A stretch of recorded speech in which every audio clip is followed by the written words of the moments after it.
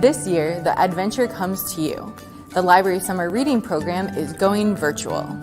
Here are some ways you can learn, grow, connect with us this summer. Your first step is to get a library card.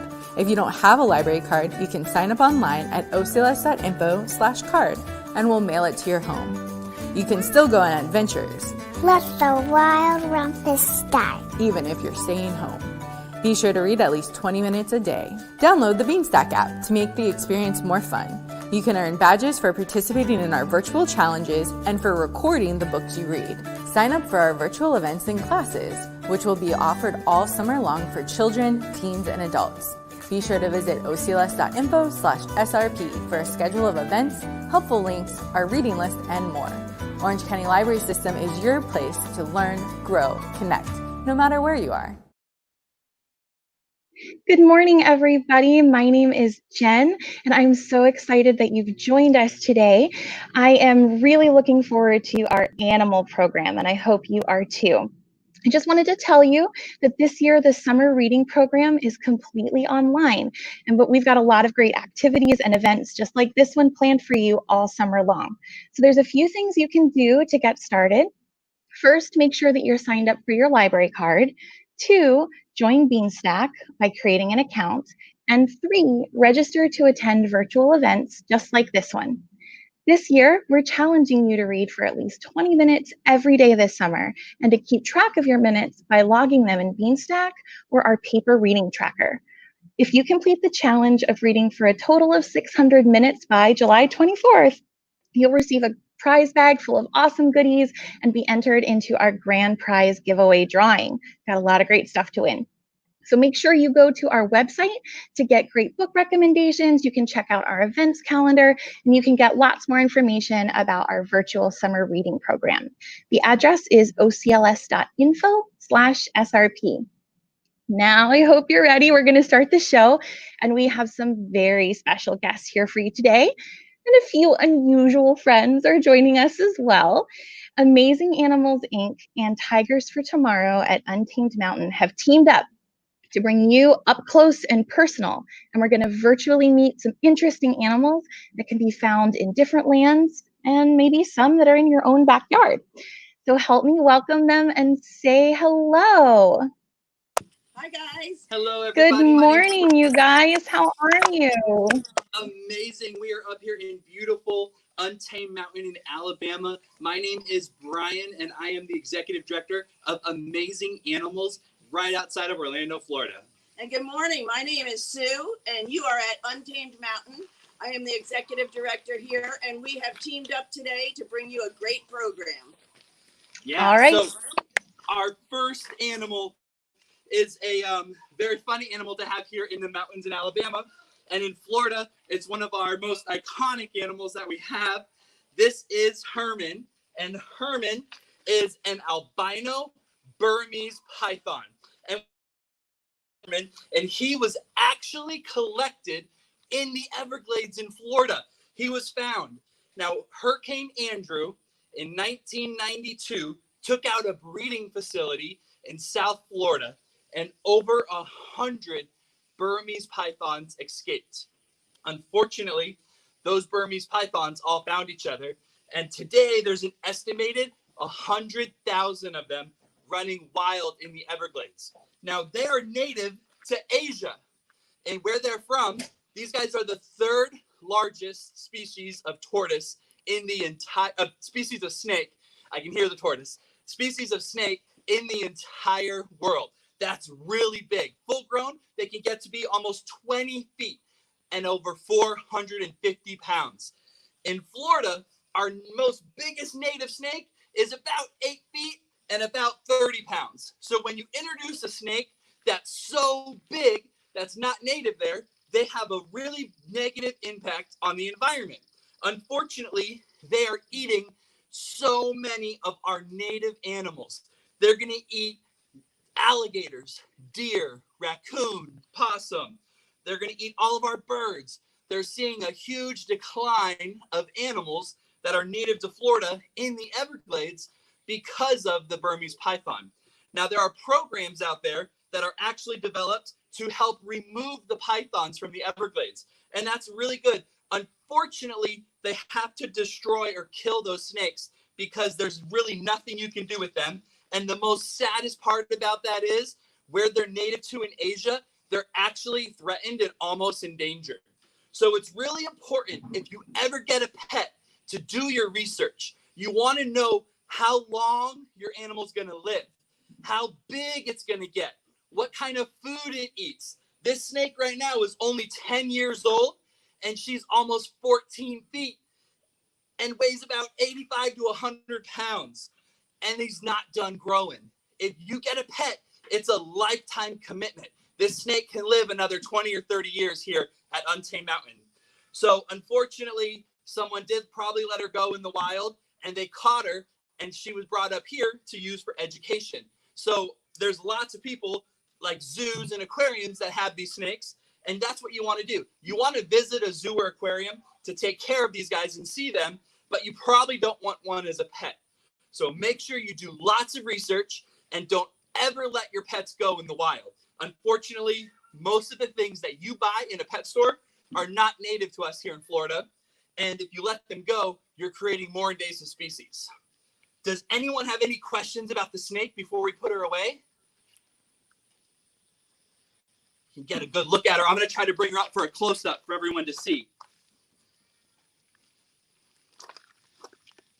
She has a massive head. She eats rabbit. She is a constrictor. And there's about 80 really sharp teeth in there. She'll grab the prey and wrap around it, squeeze it to death, and eat it whole.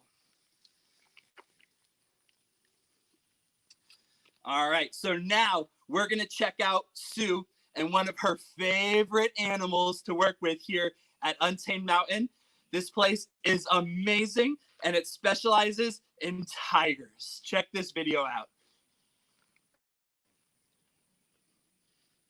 Hi everyone, it's Sue again from Tigers for Tomorrow. I am here today with one of my friends, Amala. She is a Bengal tiger cub. Yes, she's a cub. She's a baby at this size. She weighs 210 pounds right now, and she's only 15 months old. Tigers will grow until they're about 3 years old. And Amala here came to the facility to be an ambassador for education.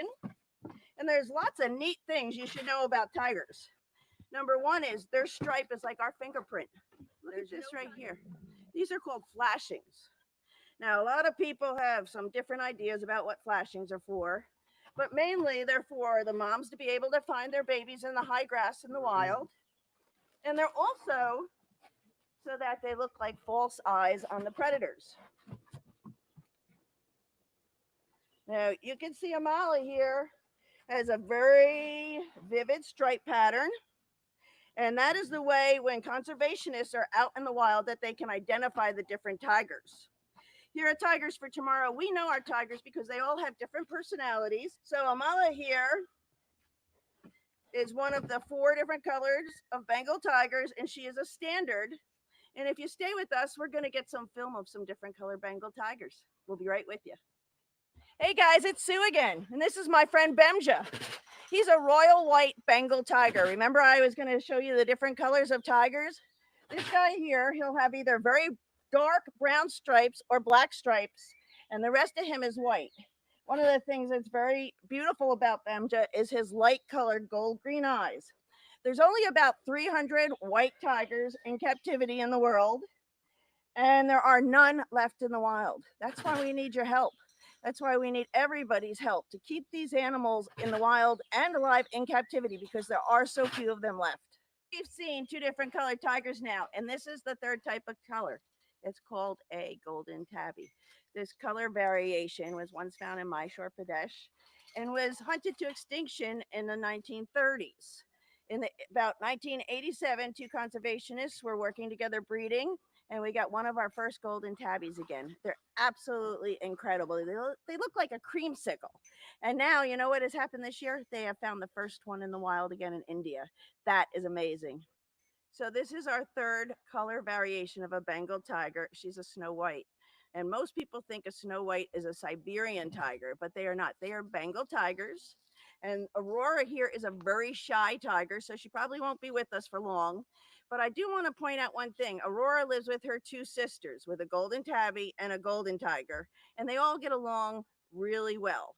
When tigers are in the wild, they do like to live solitary lives, but what we have found out here at Tigers for Tomorrow and many other facilities that house big cats is that they really do enjoy each other's company for play, for sleeping together, and just for hanging out. I hope you enjoyed meeting our tigers here at Tigers for Tomorrow. These guys here were not rescues. I just want you guys to know this. They were donated to us by a conservationist for education, just like we're doing today with you guys. Help us out, help the tigers out, help save the world.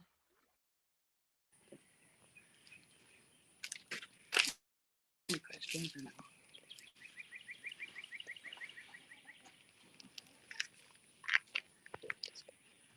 All righty. Are we back live with everybody?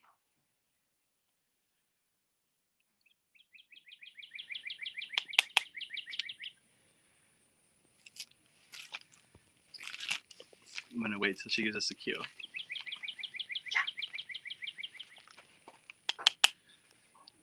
Hi, Brian. Hello, are we back? Yes, you are. And Awesome. if you can just come a little closer so we can see your head. Perfect. Who is this that you have? So this is Pockets, and Pockets is a green wing macaw, and they're native to the rainforest of Central and South America, and they have an extremely important job in the rainforest. They are called seed dispersers. They're going to eat fruits and nuts and lots of different plants and trees and flowers, and what they do is they eat it, and then they fly a mile away, and they'll poop. And what they do is that poop will germinate and turn into a brand new tree and plant. So if we don't have enough macaws and Amazons in the rainforest, we don't have enough animals spreading seeds. Are you trying to wave to everybody? She's saying hello. We don't have enough animals spreading seeds. That way we have new plants growing all the time. So animals all play a niche in their environment, and parrots are one of the most important. Now you can see she has very beautiful coloring, and they have lots of personality. And that usually tends to make people, he keeps waving at you, to make people want to get something like this as a pet. If you want a parrot as a pet, you are in for something special. And it's not always a good type of special, okay? These guys are very long-lived. They can live over 100 years. So a lot of people that get them have to put them in their wills. They also are singular with one another. They match up and they make life. So that usually means that a bird in a family setting isn't a great animal, because they're going to pick usually one person in that family to love and call their own and want and take. But unfortunately, if someone else is in that family, they're going to be very angry and protective of that person, so much so that they'll fight and attack and bite other people in the family. So a bird is not a great pet for a family because of their natural history, picking one mate and sticking with that one mate life. These guys are designed specifically to call each other and communicate very loudly in a dense rainforest. Your house is not as big as a rainforest. Your house is not heavily dense, full of trees. So when they talk, they are loud. It's almost like a jet engine going off right near you. And it's a very noisy animal. And they are noisy from sun up to sundown. Probably not a good pet for everybody. And then the last thing you see here is this huge beak. They can be extremely dangerous. They're designed to bite and crush some of the biggest nuts in the world, and the hardest, strongest nuts, called the Brazil nut. And they can crush it. Our hands, we cannot open it. We need tools to open it. Birds have this beautifully designed beak to be able to open and crush that nut. If that beak gets around your finger, it can break your finger. There's over 1,200 pounds of pressure per square inch, and it's extremely painful to get bit by a parrot this size. Now, birds are designed very cool. They have hollow bones. Their feet are called zygodactyl feet. Zygodactyl. It means two toes face forward and two-toes face backwards. And that's because they spend their entire lives up in the trees sitting. When they're not flying, they're resting on their feet. So they have very, very, very strong feet. The rest of their body is extremely light. Altogether, right now, this bird weighs about 2.5 pounds. So it looks really big, but it's not very heavy. And that's so they can fly really well. Now, like I said, Greenlee Macaws are from the rainforests of Central and South America. And unfortunately, their habitat is being destroyed at an alarming rate.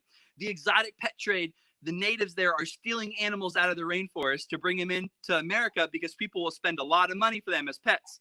They're also tearing down the rainforest for things like coffee and chocolate and orange juice.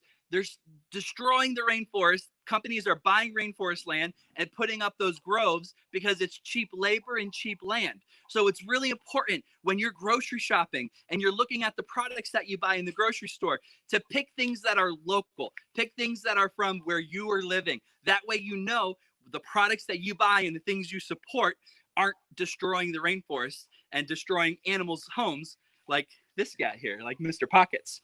Now, like I said, Pockets is 14 years old, and Pockets came to Untamed Mountain because he was actually a mascot at a bank.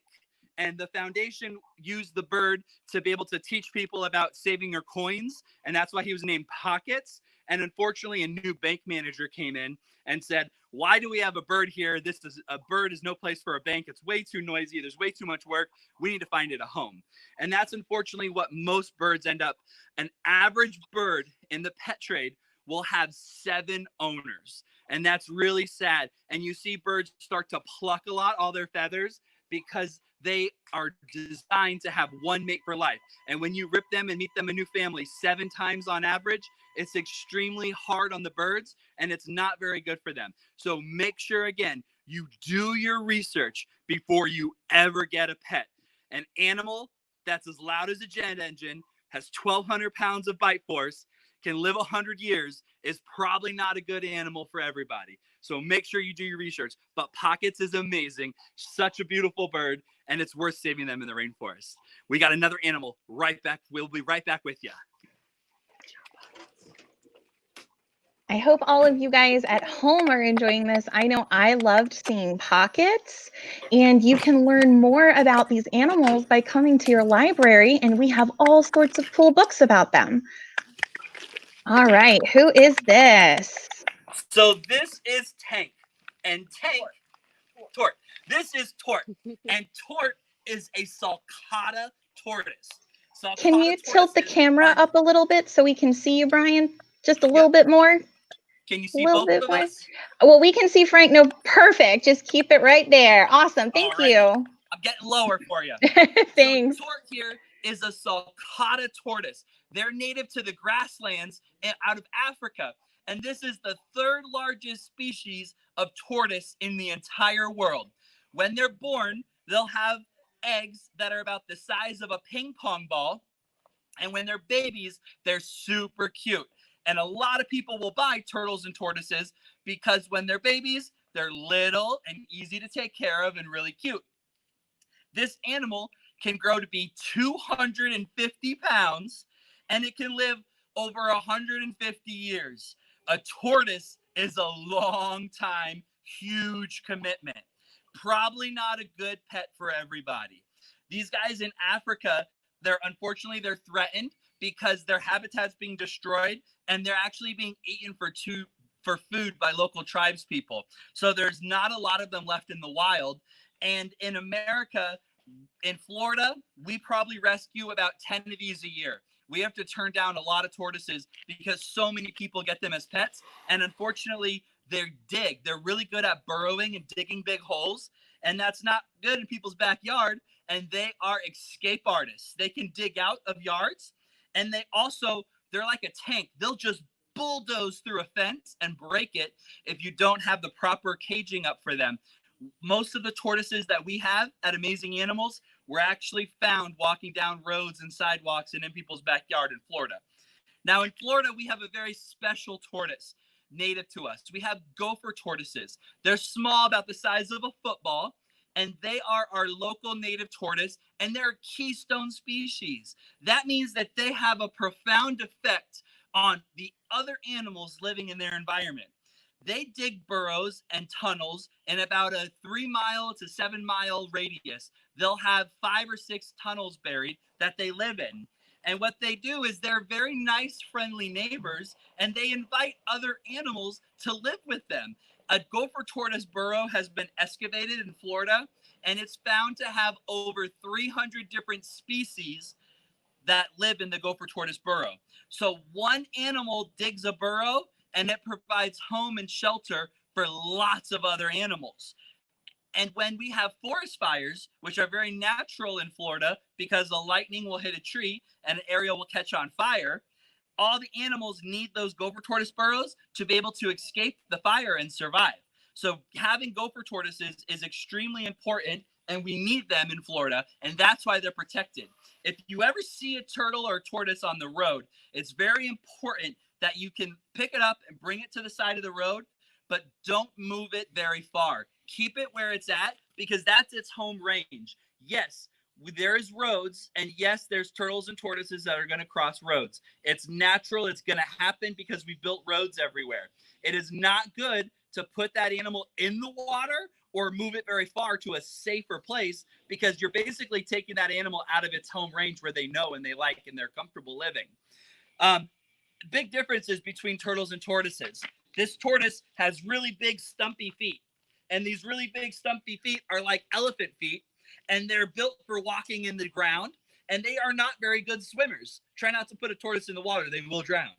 Turtles have very flat shells. Tortoises have very big humpy shells, and these plates up here on their shell are like solar panels. They collect energy from the sun, and that helps them turn their food into calcium and give them strong bones, and they can feel everything. This shell here is like your fingerprint, or it's like your fingernail, and it has nerve endings, so it can feel everything. They're very cool animals, and these guys are, I'm gonna stand up real quick. These guys are herbivores, meaning they eat fruits and vegetables. Turtles are omnivores. Well, they're eat fruit. We have a visitor coming to see us. They're gonna eat fruits and vegetables, and also meat like fish and tadpoles and frogs. So turtles and tortoises are very different.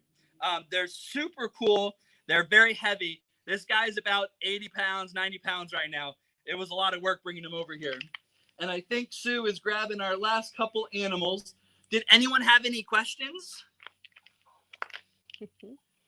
Well, Brian, I have a quick question. Yeah. So you were saying that not everybody, tortoises can't swim. So what if somebody sees something in the road and they're not sure if it's a turtle or a tortoise? Just to be careful, they should never put it in the water, correct? Exactly. You're more than good. It's a very nice thing to help an animal cross the road, but never assume it wants to go in the water. Put it on land and let it decide where to go from there. Great, because if it is a turtle, it'll naturally make its way back to the water. And if it's not a turtle, then it'll go where it needs to. Exactly, exactly. I think Sue is here with some friends. We're going to get the tortoise out of the way, and you guys are in for a special treat here. Well, I bet everybody at home is excited. We did have a quick question about Pockets, the parrot, and they were wondering if Pockets talks at all. That's a pretty popular thing that people want from a pet parrot, I think. Pockets does talk, and it's usually when you don't want him to. And he has learned to whisper, so he can whisper, and he does say a few words. But here in Alabama, his favorite thing to scream is Roll Tide, believe it or not. Parrots that love sports. That's interesting. Yeah. Well, when Pockets was at the bank, he had 4 different caretakers that would take him home. And I believe on the weekends, he probably went home with an Alabama fan. That's funny. All right, so who do we have here? So I'm going to sneak somebody in that we didn't tell you about just because she is so adorable. This little girl here is Tulip, and she's a mini horse. But as you can see, she's much smaller than normal mini horses because she has dwarfism. So she's a really tiny little mini horse. We have 6 mini horses here, and mini horses will live into their 20s. All of the mini horses here, except for one, had been abandoned and could no longer live where they were living. So they will all live with us right now. And I'm going to hand her off because I really wanted you to meet our Bella Alpaca. And Bella's just a little bit concerned about Tulip being here and getting all of the screen time.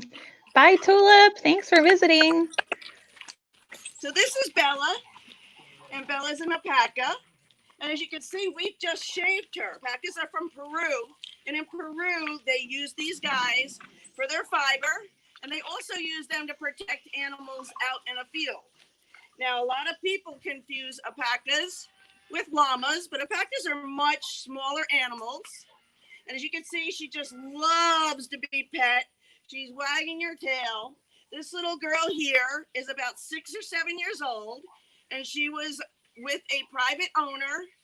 And again, something happened within his life that we were able to take these guys here and put them in our children's contact area so that the children could come here and feed them and pet them. Bella, when she gets upset, her defense is, what do you think? Spitting, yeah. So sometimes when she spits, she actually regurgitates, if she's very upset, everything that's in her stomach, and it ends up on whatever she is looking at. Also, these guys, what's really neat is when they get stressed out, they will lay down and not move.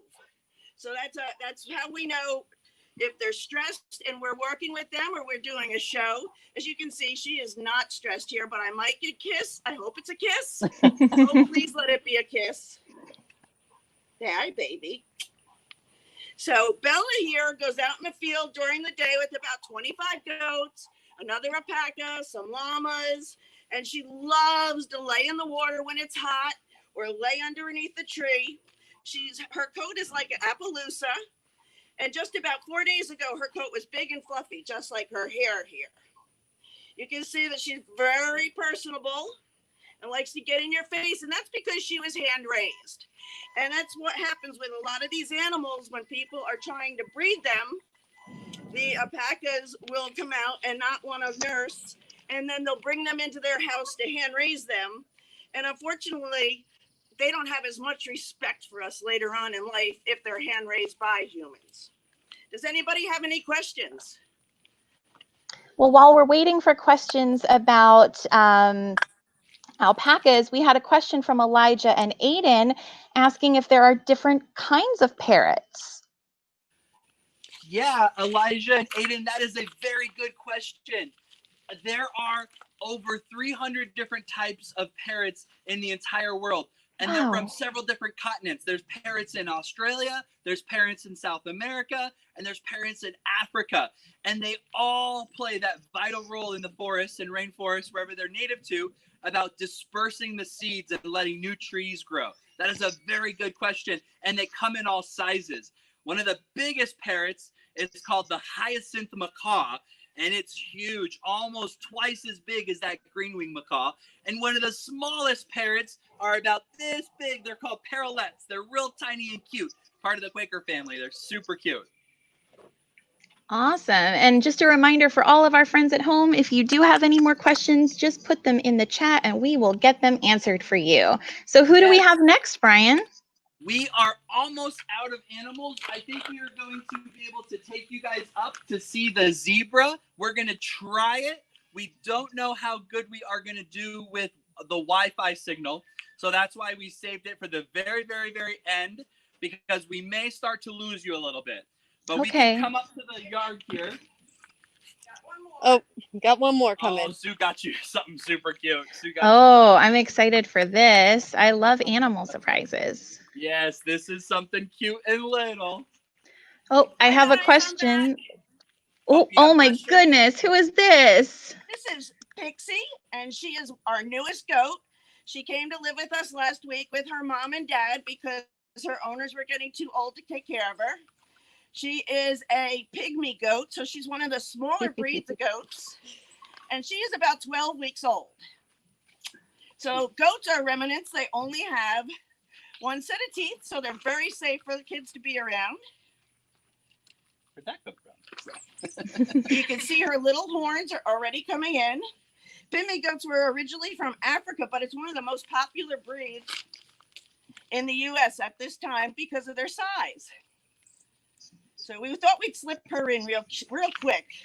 Well, that was a nice surprise. And we do have a couple of alpaca questions. So Gabriella asks, was the alpaca that we saw adult height?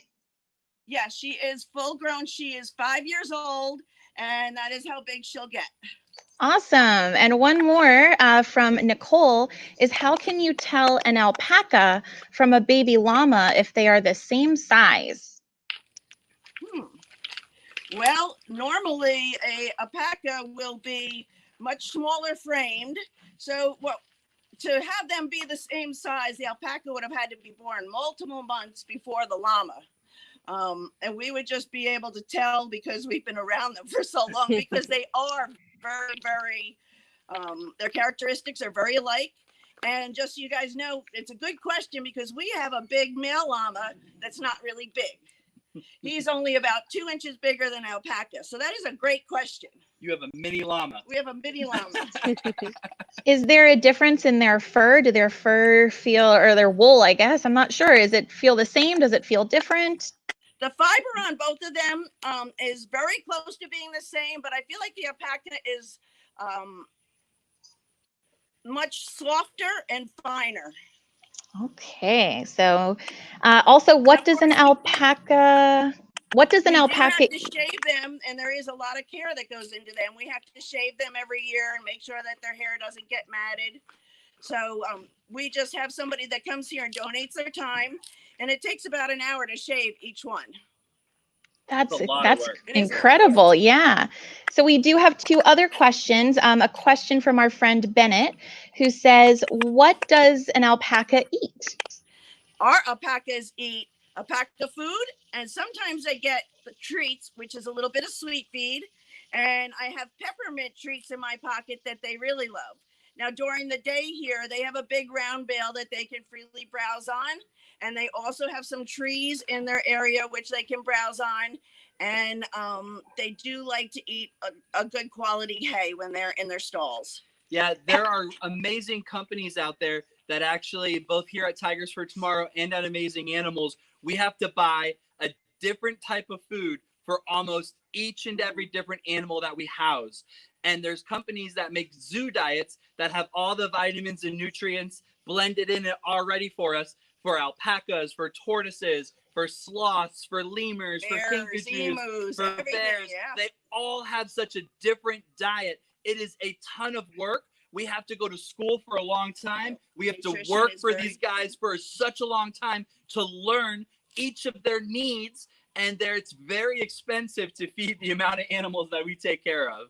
I bet. Tigers for Tomorrow, we go through 1,000 pounds of meat a day for our big cats. Woo. Wow. That's a lot of food. That's a lot of hamburger. So our friends Elijah and Aiden have another question. Did we hear correctly that a snake can eat an alligator? The Burmese pythons that are about 18 feet, 17 feet in the Everglades. Yes, they're not naturally, but in the Everglades, they're eating alligators. They're having conflicts with our alligators. Wow. Every now and then the alligator wins, though. Wow. And then our friend Cassandra asks, did you ever have a Siberian tiger in captivity? We have quite a few Siberian tigers in captivity, and we have quite a few here at our preserve. We probably have 6 or 7 of them, yes. Okay. And then how many different kinds of Bengal tigers are there? Well, there's only one kind of Bengal tiger, but there are 4 different variations of color patterns that can be seen on the Bengal tiger. Oh, wow. And then our friend Melissa. Go ahead. As you saw the standard tiger that I was in the video with first. And then we had the royal white Bengal tiger. That was that real big, gorgeous boy. And then we had the golden tabby that is just stunning. And there is only about 60 golden tabbies in the entire world. And like I told you, I am just so excited that they found one in India and got a picture of it, and that they are back in the wild again. That's great. All of the hard work and education and conservation and being mindful of what we do is really paying off, it seems like, huh? And that's what we want the kids that we are talking to and teaching, and parents too. You are students. You can still be students also and help take care of our world and help spread the message. That's great. And then our friend Melissa, she asks, will you ever see see the python in your backyard, or does it depend where you live? Yeah, if you are in South Florida, so around the Everglades, the very southern tip of Florida, you have potential to see a python in your backyard. If you're in Orlando, Florida, and you see a python in your backyard, that was from someone who just recently released it. It gets too cold in Orlando for them to survive the winter. The only reason they make it down in the very southern tip of Florida and throughout the Florida Keys is because it stays a lot warmer down there. Now, as global warming keeps happening and every winter gets warmer and warmer, they could start to adapt and creep more north. And that's why the Florida Fish and Wildlife is starting python removal programs. And that's why they make it illegal to have them as pets without proper permits and licensing. And that's also a big problem. When people get them, they don't realize how warm they have to keep them. Yes. And we have to have a heater on all year long for him. He has his own little pool to go into and shed. Yeah, when they live with us, we have a specific way we have to design enclosures and give them all the things they need to have the best welfare possible. Wow, that's a lot of work. So I can see why you say people really need to do their research before they get one. Read books. Volunteer at places like Brian's, places like this. Even if you just volunteer at the Humane Society, your local adoption center, volunteer and get out, and you can learn too just by being there. Yeah, and I think you guys at the library system probably have a lot of books on animals, don't you? We definitely do. And so there's lots of great pictures and lots of great information. So if you guys at home, if you're interested in learning more about some of the animals you saw today, please come visit the library. It looks like we have a few more questions coming in. So do you guys, so the two of you, do you have a favorite animal that you take care of? Ooh, that's a tough one. You want me to go first? Yeah, I'll go first. Okay. So my favorite animal is my sloths. I've worked in zoos since I was about 18 years old, and I've worked with sloths since then, and I fell in love with them. And at Amazing Animals, we have 2 sloths, and if you book a private tour, you can come meet them. There's something about sloths that I can never have enough sloth hugs and loves in my life. Well, with me, I just can't decide if it's a lion or a tiger. I love them all, but very special to my heart is the little young tiger that you guys just got to see, the first tiger. She came here very young at about 6 weeks old, and we raised her, and around December we started seeing that she had some problems walking. And so that little tiger has had her total knee rebuilt, just like a human would. And I have spent just hundreds and hundreds of hours with her, making sure that she rehabs her knee properly. She's not running and playing too hard. So I'm really invested. My heart is totally invested in her. Well, she was beautiful. And speaking of the tigers, does each tiger have a different stripe pattern? Absolutely. Just like our fingerprint. Every one of our fingerprints is different. Every tiger has a different stripe pattern. And what's really neat is that the stripe pattern is actually on their skin. So if I was to take and shave down their hair, you would see on their skin that actual stripe pattern. That's really cool. So our friend Melissa is asking, how much food does a python eat? So they're going to eat once a week. Being a cold-blooded animal, they have a very slow digestive system, and that's why giving them heat is super important. And they're going to eat about once a week, and that means they're only going to poop about once a week as well. And as they get bigger, their food gets bigger and bigger and bigger. Oh, wow. And then another question from Melissa, what do the sloths eat? Yeah, sloths are what we call folivore, which means they eat foliage in the trees. So there's a special biscuit that we feed them called the leaf eater biscuit, and it's designed for leaf-eating animals like sloths.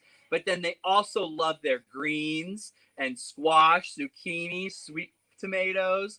They get a lot of greens, and they're just so funny. We give them a little bit of sugar, like mango, banana, grapes, and apple, but just a little bit, because a little bit of sugar in a sloth goes a long way. I bet. So another question from Rupal, what animal is the easiest to take care of?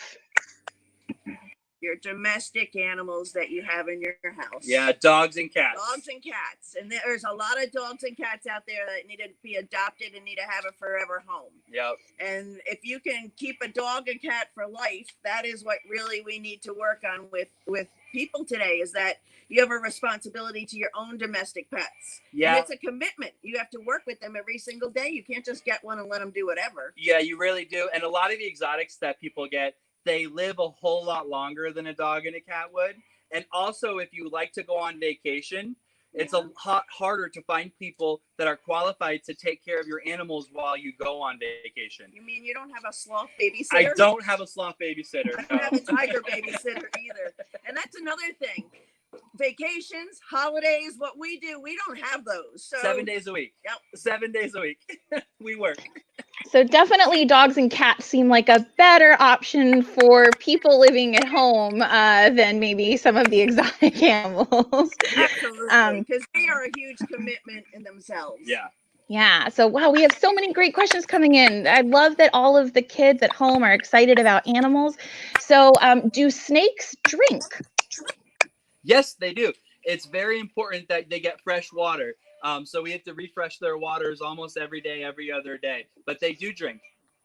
That's great. And I love this question because I think it shows there might be some interest for careers that some of our kids have. So how many years of school does it take to be a vet at a zoo? Wow. So a veterinary program, you have to go through 4 years of undergraduate and 4 years of postgraduate in vet school, plus most vets are just cat and dog vets. You have to go above and beyond more training to get qualified to be a zoo vet.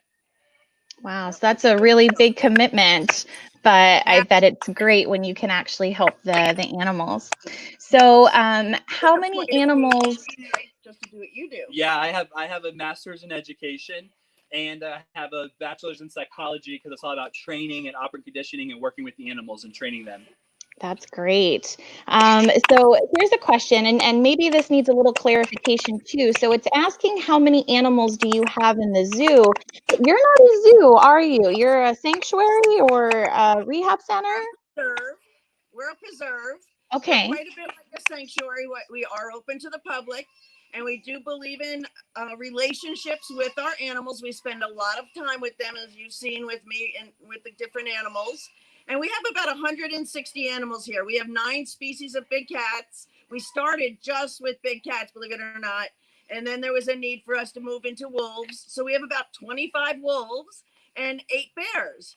And then we have a whole big assortment of other animals, farm animals that have come in over the years that people have moved or gotten sick, small mammals. And we just, we've expanded ourselves to help the community here with any help that they need. That's great. So a full house for sure. So another question, and I'm not sure if the name is right, but correct me if it's wrong. What does Aurora, the Bengal tiger, eat? Aurora, the Bengal tiger, is number 1, very possessive. Food is one of your basic instincts. So a lot of you guys that are out there are going, what? But just think about when you're at McDonald's or you have your favorite food and your brother or sister tries to grab it from you and you smack their hands or you yell mom. Well, tigers get the same way. And Aurora lives with her 2 sisters, and she is the most possessive over her food. And she eats, just to give you an idea, about 15 pounds a day. And they're usually either big leg quarters or they're pork or beef, turkey, sometimes venison. So we have a lot of different types of meat that we will give them so that they just don't get bored of one type of thing. That's nice. So change it up a little bit, get some different flavors going. Are all tiger paw prints different? That's from our friend Cassandra. Yes, all tiger paw prints are different. And actually, that's how the conservationists are tracking them in the wild, is through their paw prints, because they are so seldomly actually seen. As you know, the tiger stripes are used for camouflage, And it's always amazing to me that we have a 2.5-acre playground here and we rotate our cats into it. And when they're out there, you can barely see them. Yeah, it's amazing. You know, they'll be hunting you as you're walking down one of the pathways, and all of a sudden they're right there. Yeah, how does something orange blend in? But that's what it's made for. And how does something 500 pounds walk so quietly with these soft paws, you know, and you just don't hear anything. So yes, they all have different paw prints. That's really interesting. Another question, what does the alpaca eat? The alpaca eats alpaca food and a little bit of sweet feed. He eats hay and browse. Browse would be leaves and different things that come off of the trees that he likes. And she also gets peppermint treats. Peppermints like people eat? Oh, there's some lettuce. Sorry, Keeper has in their pocket. Just little peppermint treats, and they're actually made for animals. Oh, wow. Okay. So I love peppermint flavor too, though. So I think that's an interesting treat. Fresh bread. Yes. Another question is, how slow does a sloth move? So they can actually move faster than you would think. When it's time for mating or they're trying to escape a predator, they move very fast. But their biggest defense mechanism is actually sitting super still, so still that moss and algae will grow on them, and most predators will walk right over them and never know they're there. But when they need to, they're way quicker than you and I would ever imagine. I've seen a sloth run, and it's pretty impressive. Oh, wow. I can't even imagine what that looks like. Question is, do you have a koala? And if you do, what do they eat? We do not have any koalas at either of our facilities, but in Australia, their favorite thing is eucalyptus. Okay, that's very interesting. We have more. So what is the difference between a turtle and a tortoise? Yeah, so tortoises live on land for the most part, and they're mostly herbivores, and tortoises and turtles live on the land and in water and are mostly omnivores. Okay. A couple more coming in, and then we're gonna be wrapping up soon, but we love all these questions. And if, just so you guys know at home, if we can't get to your question today, that's why you come in and you get a book, because I promise some of those books are going to be able to answer those questions for you too. But we're going to have a couple more for now. Do you have a deer? Do you have a deer? I don't have any deers at my facility, no. And we don't have any deers here. We specialize in predators. So most of our animals are carnivores, meat eaters. And we cannot take deer in our state here. That's one of our laws. And that's what's important too, is if you're ever going to go out and get an animal other than a dog or cat, check with your local county and make sure that you can have one legally, because you cannot always have something legally. Check with your state. Yeah. Laws change quite a bit too. In Central Florida, I get about 4 or 5 calls a week for people to see if we can take in their pig. A lot of people don't realize you're not allowed to have mini pigs as house pets, and a lot of people don't realize how big a mini pig can get. We have 2 pigs at the sanctuary, and they're all we can take in for the space that we have. So do a lot of research for where you live and what's allowed.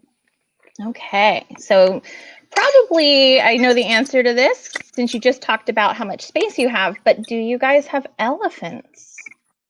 No. I have 2.5 acres and about 85 to 90 animals at our facility. And I specialize in predators, so we stick to what we know best and what we're able to provide the best care for. Okay. This is from our friend Sujin Kim. How long can sloths swim? Yeah, sloths are actually very good swimmers, and they are good swimmers because the Amazon River in the rainforest goes through almost all of the 60 different species of sloths habitats. And if they fall out of a tree, they're generally falling into water. So they are very good swimmers, and they float and kind of kick and paddle a little bit. So I don't know the exact number, but I think they could probably swim for a good 5 to 10 minutes before they need to get out of that water. Wow, that's so interesting.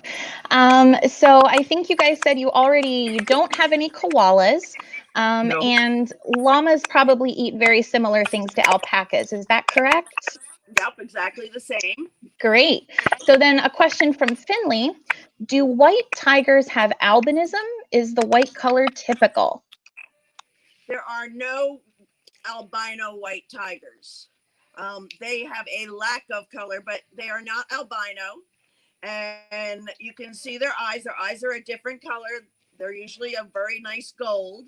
So yeah, there are no albino tigers. That is a misconception that a lot of people often believe. Okay, it's great to get the facts for that. The next question is, what are omnivores, carnivores, and herbivores? So herbivores eat plant matter like trees and plants and fruit and vegetables. Omnivores eat both plant and meat, and carnivores generally stick to just meat. Okay. Some chewing on grass once in a while, but that's about it. And then you mentioned folivores today too, didn't you? Yeah, folivore is strictly plant matter. So up in the trees where sloths live, they're not going to eat much more than the leaves that are in the trees with them. Okay, I know I learned a new word today. Do you have dogs? We do. I have 2 dogs that live with us. I have 9 dogs. That's great. Okay, so the next question. From little dogs to big dogs. Oh, wow. So the next question is, what is the difference between a Bengal tiger and a cheetah?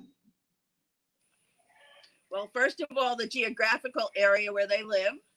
Bengal tigers can run very fast, up to 55 miles an hour, but only for a very short distance, where cheetahs are very fast for a much longer distance. They're much more stealthy, where your Bengal tigers are much bigger, a couple 100 pounds heavier, and they're found in different areas.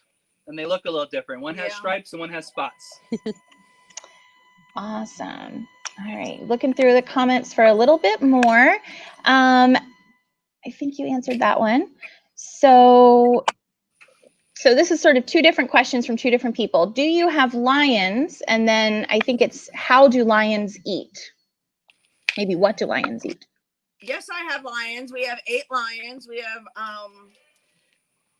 4 females and 4 males, and they eat the same as the tigers. They'll eat about 10% of their body weight a day. And so they also eat chicken, beef, and pork. We do put vitamins on all of their diets, and we do put calcium on so that they're healthy and their bones are nice and strong. Okay, great. And I know that probably most people know that tigers like to swim a lot, and sometimes we see videos of them in the water and stuff, but do lions like to swim?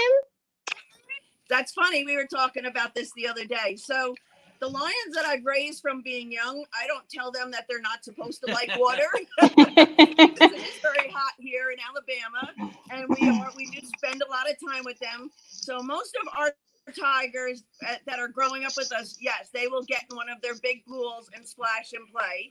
Some of the tigers that have come in that have never swam, though, what we start off doing, because it does get warm here, is anything over 90 degrees, we spray our cats down every 2 hours. Now, they all have pools, but of course, those pools start to get warm. Like my backyard pool is almost 100 degrees. So what we do is we go around and we spray down the cats. The tigers love it.